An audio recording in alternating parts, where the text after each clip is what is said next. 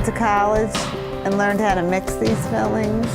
I worked for over 20 dentists.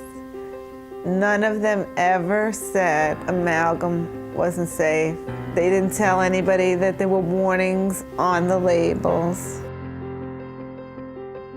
I had a regular life. 2 children, I just bought a house, just had another baby, went back to work.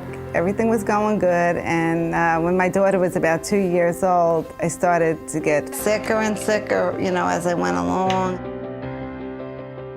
I finally went to a holistic doctor, and they asked what I did for a living, and I said I was a dental assistant. During acute exposures, like dental assistants get while they drill out amalgams, a dental assistant has the potential to have a very high amount of mercury in the brain. Neurological symptoms happen to be the most dominant symptom in the constellation of problems that mercury can create. The people that we deal with who are highly mercury toxic are very, very emotional. They start with anxiety, then they move into depression, they move into despair about their life that's set up like this. They feel like they're constantly under attack from their symptoms from other people, and their life moves into a big emotional mess. And there's a very strong biological reason for this. And it comes down to the individual's susceptibility. Most of this is genetic susceptibility.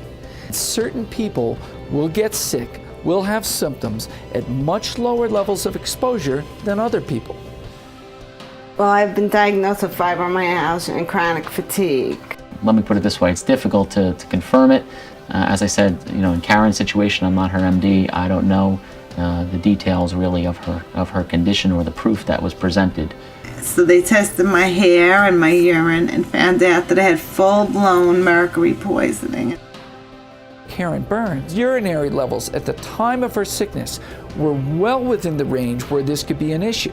So she had sufficient exposure to cause serious neurological effects. And this was causing my fatigue and my muscle pain and my lowered immune system, my rashes, the numbness in my hands and fingers and feet. So a lot of these fatigue symptoms that come along with the mercury exposure, along with the emotionality, are very, very obvious repercussions of a mercury toxicity. I went for workers' compensation 4 years in court, and I was denied.